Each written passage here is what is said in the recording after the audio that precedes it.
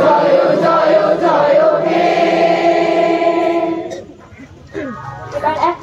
ক্রিয়াগতা পালন আমরা সকলে করি।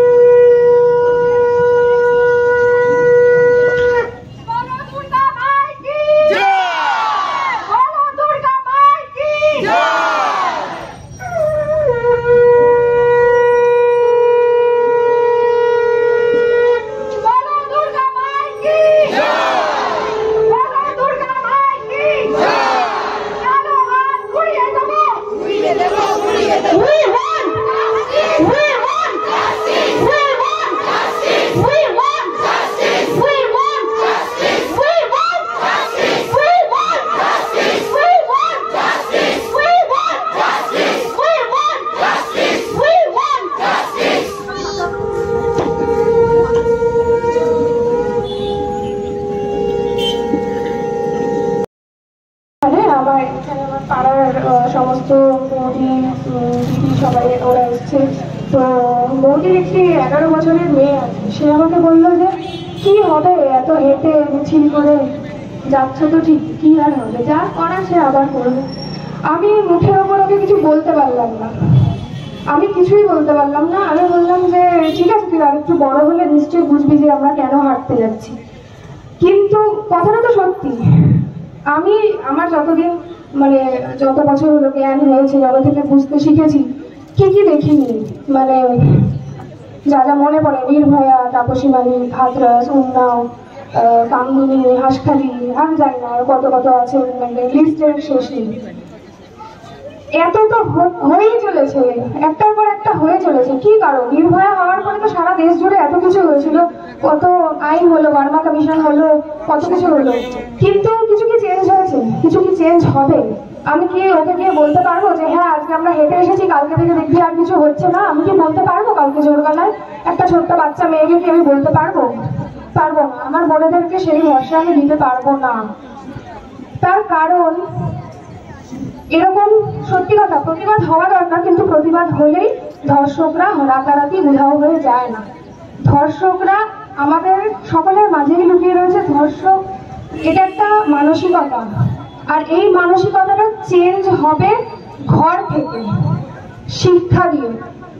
এবং সেটা শেখাতে হবে কাদেরকে, কিভাবে, যদি সে পড়াশোনা করে তাহলে পড়াশোনার মধ্যে দিয়ে শেখাতে হবে, মা বাবাকে শেখাতে হবে। যারা, আমি বলবো এখানে যারা ছেলের মা আছেন, পুত্র সন্তানের মা, তাদের অনেক দায়িত্ব।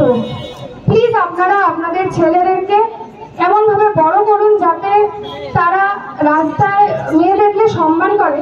এটা ভাবে না যে ও তো আমার বাড়ির কেউ হয় না, শুধু নিজের বাড়ির মা, নিজের বাড়ির বোন, দিদি, নিজের বাড়ির মহিলাদেরকে শুধু সম্মান যাতে না করে, সমস্ত মহিলাদেরকে যাতে সমান চোখে দেখে। এটা হলেই একমাত্র হবে। আমি আজকে মানে যখন একটা রাত্রি 11:30টার সময় দমদম স্টেশনে দাঁড়িয়ে আছি এবং চারদিকে যতজন ছেলে আছে তাদেরকে দেখে আমার ভয় লাগছে। আমি চাই আমি যাতে ভয় না পাই। আমি 11:30টার সময় র্যাপিডো বুক করেছি, কিন্তু আমি ভাবছি যে বুক করাটা ঠিক হলো তো, আমি সঠিকভাবে বাড়ি পৌঁছাবো তো, আমাকে বাইকে করে অন্য কোথাও নিয়ে চলে যাবে না তো। এই ভয়টা আমি মনের মধ্যে রাখতে চাই না। যে আমাকে নিয়ে এসেছে সেই দাদা এত ভালো, তাদের মতন মানুষও যাতে থাকে, তাদের জন্যই আমরা রয়েছি, বা আমরা তাদের উপর ভরসা করি রাস্তায় যাতে 11:30 কেন, আমি 2টার সময় যাতে এয়ারপোর্ট থেকে বাড়ি ফিরতে পারি, কোনো স্টেশন থেকে বাড়ি ফিরতে পারি।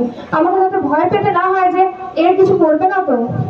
আজকে আমি বলছি, আমাকে একটু ছোট করে বলতে, আমি খুব ছোট করে একটুখানি বলছি। আমরা যখন বড় হয়েছি, আমাদের তো অনেক ছেলে বন্ধু আছে, আমরা পড়াশোনা করেছি একসাথে, কোচিংয়ে গেছি, আমরা দেখেছি তাদের মধ্যে নানা রকম মুখরোচক আলোচনা হয় মেয়েদের নিয়ে, মেয়েদের অবজেক্টিফিকেশন, ছেলেদের গ্রুপের একটা সাধারণ হাসির ফোড়া। এটা সব বয়সে, মানে এটা ছেলেরা করেই, কেউ এখানে বলতে পারবে না যে তারা করে। যেমন কোনো মেয়ে বলতে পারবে না সে আমার, মানে এখানে যদি 50 বছর বয়সী কাউকে মহিলাকে জিজ্ঞেস করি, আপনারা কি বলতে পারবেন যে আপনারা জীবনে কোনোদিনও ছেলেদের টন্টির শিকার হননি?